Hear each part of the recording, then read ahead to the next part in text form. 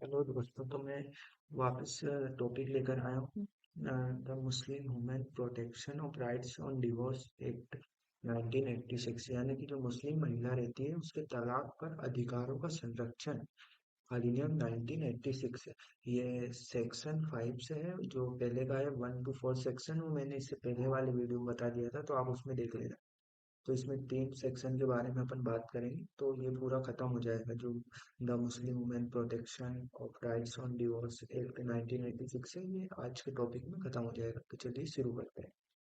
जो फर्स्ट वाला है धारा, यानी कि सेक्शन 5 1974 के अधिनियम 2, यानी कि जो अधिनियम 2 है 1974 के अधिनियम 2 की धारा 125 से 128 के प्रावधानों द्वारा शासित होने का विकल्प है।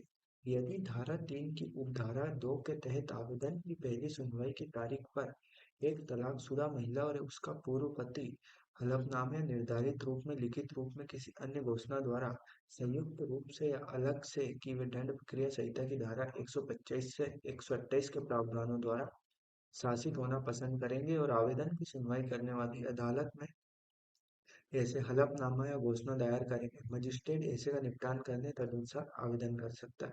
इस धारा के प्रयोजन के लिए आवेदन की पहली सुनवाई की तारीख का अर्थ आवेदन के प्रतिवादी की उपस्थिति के लिए समय में दी गई तारीख है। यानी कि जो धारा 5 है वो ये कहती है कि जो 1974, यानी कि वो ये कहती है कि दंड क्रिया संहिता 1973 की जो धारा 125 और 128 के बीच में जो पॉइंट दे रखे हैं, यानी कि जो प्रावधान है उनका दोनों पार्टियों को पालन करना पड़ेगा। और जब मजिस्ट्रेट उन्हें बुलाएगा तो आना पड़ेगा। यहाँ पार्टियों को आने के लिए जो तारीख दी जाती है उसका बारे में बताया गया है। उसके बाद सेक्शन 6 जो नियम बनाने की शक्ति रखता है। केंद्र सरकार आधिकारिक राजपत्र में अधिसूचना द्वारा इस अधिनियम के उद्देश्य को पूरा करने के लिए नियम बना सकती है। यानी कि जो केंद्र सरकार है वो इस अधिनियम को पूरा करने के लिए नियम बना सकती है। और इसमें पूरा है। और विशेष रूप से और पूर्वगामी शक्ति का प्रतिकूल प्रभाव डाले बिना ऐसे नियम प्रदान कर सकती है। यानी कि जो सेक्शन 5 है, यानी कि जो धारा 5 के तहत दायर किए जाने वाले शपथ पत्र या लिखित रूप में अन्य घोषणा पत्र का इसमें दिया गया है। यानी कि जो भी सूचना देगा वो लिखित पत्र में घोषणा पत्र में देगा। और इस अधिनियम के तहत आवेदनों के निपटान में मजिस्ट्रेट द्वारा अपनाई जाने वाली प्रक्रिया, जिसमें ऐसे आवेदनों के पक्षों को नोटिस देना, ऐसे आवेदनों की सुनवाई की तारीख और अन्य मामलों में शामिल है। यानी कि जो सेक्शन 6 का सब क्लोज दो दो का सब क्लोज 1 है, उसमें बताया गया है कि उन्हें पार्टियों को मजिस्ट्रेट द्वारा बुलाने के लिए नोटिस भेजा जा सकता है, सुनवाई की तारीख आदि हो सकता है। कोई अन्य मामला जो निर्धारित किया जाना है या निर्धारित किया जा सकता है। और जो थर्ड वाला है, इस अधिनियम के तहत बनाए गए प्रत्येक नियम को इनके बनने के बाद जितनी जल्दी हो सके संसद के प्रत्येक सदन के समक्ष, जब तक वहाँ सत्र में हो, 30 दिन की कुल अवधि के लिए रखा जाएगा। यानी कि जो संसद है उसमें इस आवेदन को 30 दिनों की कुल अवधि के लिए रखा जाएगा। यानी कि 30 दिनों से ज्यादा के लिए उसे नहीं रखा जा सकता। जो एक सत्र में शामिल हो सकता है या दो से अधिक क्रमिकों सूत्रों में।